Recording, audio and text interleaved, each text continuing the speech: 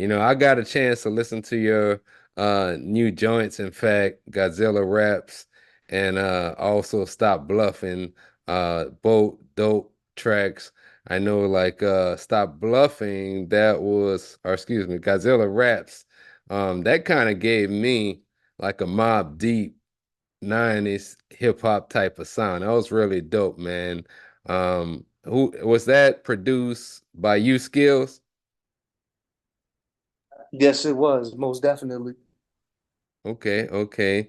And you were talking about like getting the inspiration from your beats. You know, go elaborate more about that part of it for your samples. So basically, I've just been expanding my mind as far as like what I read, what I'm influenced by, what I want to write about, and also what I sample.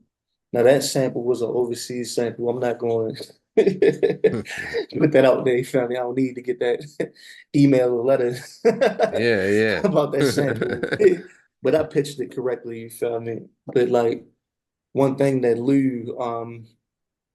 Lou is somebody that definitely sees potential in a lot of things. And like that beat to me was considered a throwaway. I didn't think it was bad, but just I just didn't know how to really tackle it and what to do. But as soon as he heard it, he just automatically knew how to turn that into something else. Hearing them samples, I know like myself, I might get in the lab and I just throw 'em I don't know, random artists, random old school artists. I like to listen to like a lot of 70s and 80s shit to sample, but like I Right. might just put something on the Apple Music playlist and let it go. And I might catch this one song that I'm like, okay, that's the one. Like, what is your process for finding your samples? Okay. Well, I don't rely on it, but I do have Splice, you feel me? So I go through the Splice packs, but also just from like when I was little, there used to be these channels on cable called Music Choice. You know what I mean? And like I would listen to those a lot before I would go to sleep or whatever. So listening to those, I would find out about different samples. Like me, I mainly sampled like soul and jazz. And through those I found out about like the Delphonics and like Major Yeah, Harris and like Shy Lights, you feel me? It's just different things like that where like the moments, you know what I mean? Like just different groups like that where they just got these undeniably soulful type of loops. And also like one thing I like to do also like for Godzilla rap specifically, I'm not going to name the artist that we sampled for those who are hardcore underground hip hop fans, those that like, especially if you're into Tribe, you will recognize that sample.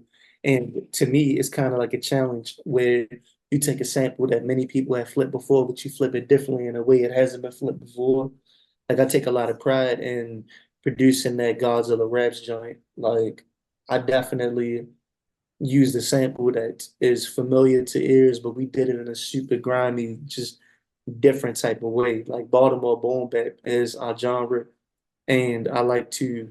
It's like it's reminiscent of New York hip hop, but it's very different as far as like how we get into the subject matter and also how like you can feel the beats. Like not to say that you can't feel the New York beats, but the way that our beats sound, especially like more like lo-fi influence than your typical 95 BPM New York type of beat with what people would consider to be the standard for boom bap. You feel me? So with that being said, like I just the way that I flipped that, I think I flipped it in a very dope way. And then the way that Lou started it, I knew that I had to rap on it too. And then when I played it for Chakra, he started rapping immediately and was like, y'all not about to go crazy on this and I not have a verse too, you know? And I take a lot of pride in that beat and just overall in producing Lou Boogie and the Dummies tape. Like I didn't produce every song, but I produced the majority of it. And Lou is the type of MC that figuratively and literally I feel like he can bring subject matter to life and he can add life to a beat similar to how a painter adds life to a blank canvas.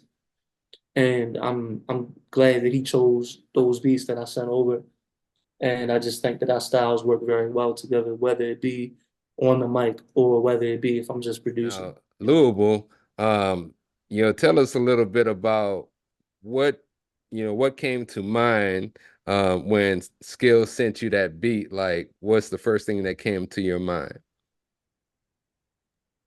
I don't know. Like when I was listening to the beat, right, it was just like I'm like, yo, no one rapped on this beat. Like, it just sounds so funky. Like I was watching a lot of black exploitation movies at the time, and my son, he's a real fan of Godzilla. Like I watched the like 1920, I'm talking about Chinese version. Old school. I watched every single one of them, and I'm ready to turn my camera on.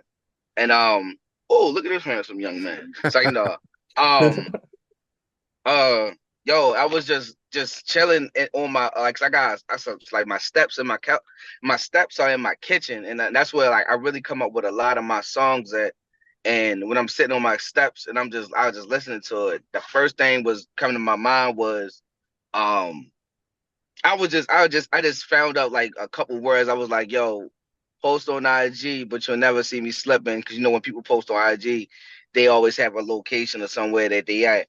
But if I post a location, or I can just post a picture, it may seem like I'm there, but no, it been like 3 days ago since I was there at that moment. So post on IG, you'll never catch me slipping. They patting niggas down, but I'ma still get this fifth in. I was just thinking about, hey, I'm trying to get this fifth in the club, or you know what I'm saying, or fifth, you feel what I'm saying, as a little blicky. You know what I'm saying? You got bleep the sense of words because cancel culture out here. But No, that was a strong double and short for real. so it was a double entendre at that I didn't even know at the time. But but like what I was saying, every time I listen to Skills beat, so he just bring that actual hip hop.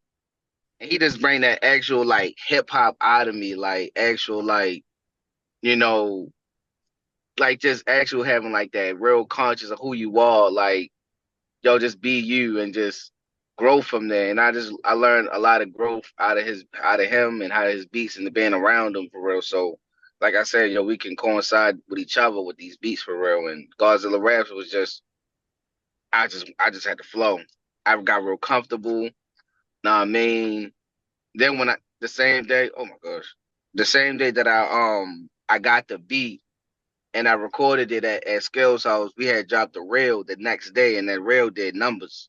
You know what I'm saying? And I was just like seeing the reaction from people, and then feeling comfortable with myself. I'm just like, man, yo, like it's real. It's a real market in this place. You feel what I'm saying?